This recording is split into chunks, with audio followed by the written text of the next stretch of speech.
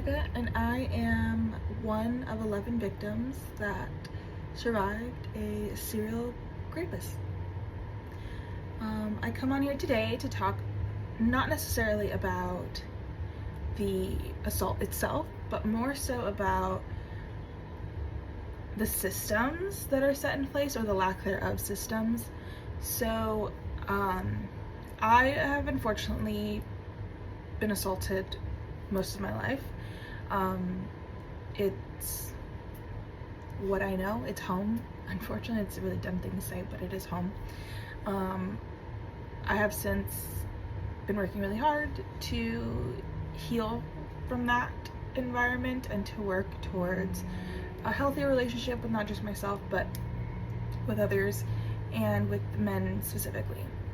But I wanted to talk about the systems that are set in place. So the state of California is taking the charges of us 11 victims to court against this person.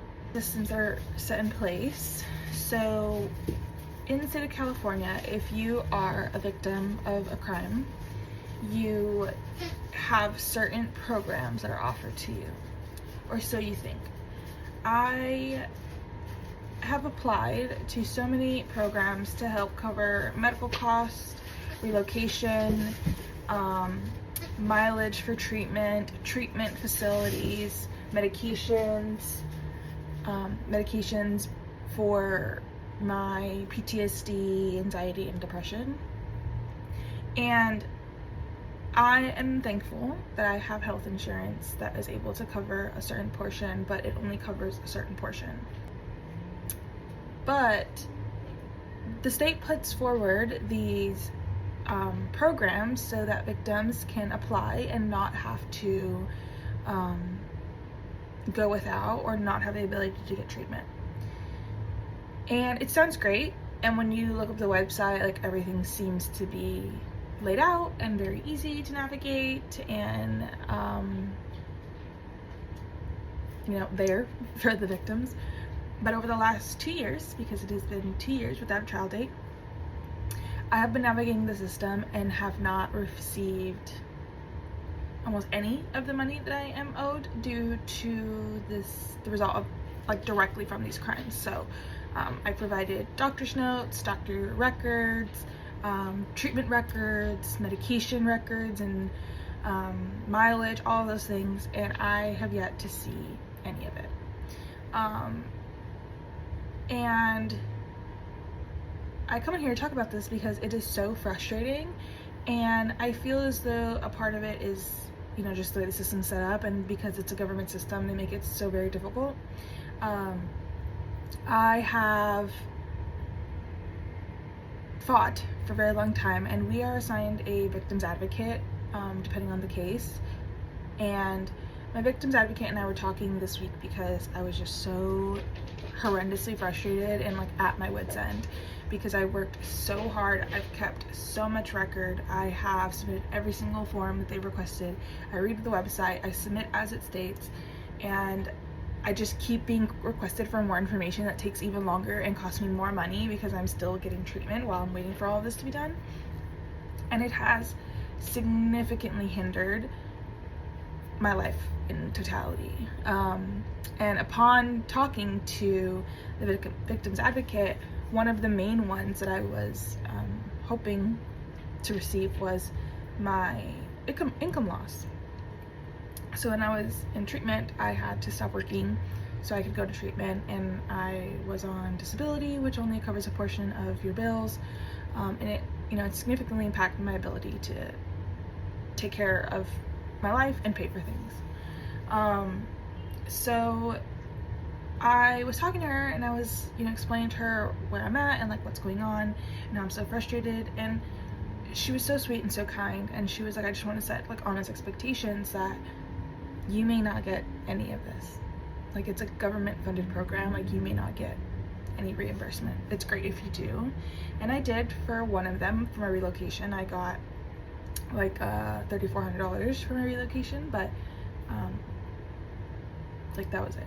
I have over $10,000 worth of bills that I'm owed, and I have not received a single thing. And it's so frustrating because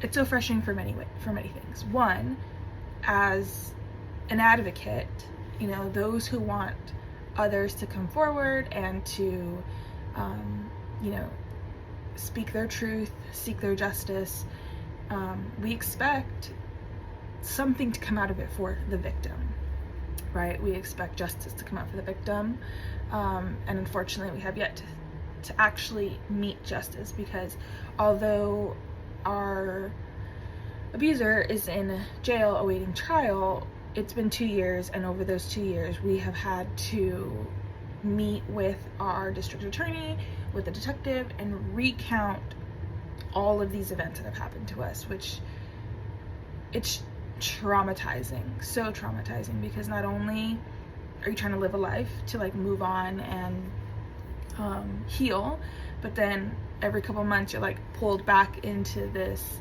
mindset of like when these things happen, and it can be extremely triggering. And as the victim, you know, it's empowering to be able to share this our story and the things that happened to us, but again, triggering. And knowing that these things are there for you, and that this organization is going to keep you afloat so that you can focus on your mental health, your physical health, and, you know, move past this and not worry about the finances. So you think, and you think that this organization is going to help you so much, and you do all the things that they request of you, and you submit all the documents, and then only to find out you're more than likely not going to get a single thing. And you wonder if, one, all of this trauma is worth it, having to relive this over and over again while trying to live a stable life and live a normal life. But also you wonder, was it worth it to go to treatment? Was it worth it to bring it up? Was it worth it to try to seek justice and ensure that you were taken care of while having to incur all of these charges, like all of these invoices and bills? And I think right now I'm kind of stuck in this perpetuating cycle of like, should I have quiet and moved on? Like, should I have just done that with this case? And I'm honestly struggling with that narrative, because I don't know, like, some good has come out of it, right? I have been able to get the validation, we have gotten an indictment, those things are great, but like, he's sitting in a cell, not worrying about bills, not worrying about nothing other than his life, which that's his karma. And us survivors are trying to live a normal life, trying to heal and be positive and be impactful and be advocates for others. And it's hard. It's so hard when like systems that are supposed to support you so that you can focus on your recovery make it so difficult. And it's also isolating, because you, like, who else is supposed to help you other than yourself? And even though you advocate for yourself, it's triggering and traumatizing, and you keep trying to advocate for yourself, but you keep not getting anything in return. So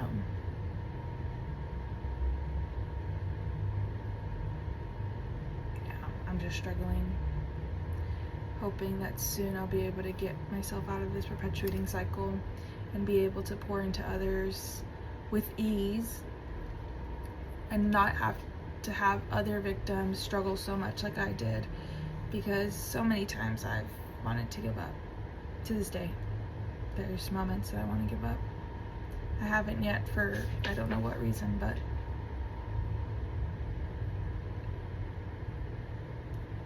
maybe it's a sign that I haven't given up, that something good's gonna come. But I'm feeling hopeless. Been feeling hopeless for quite some time.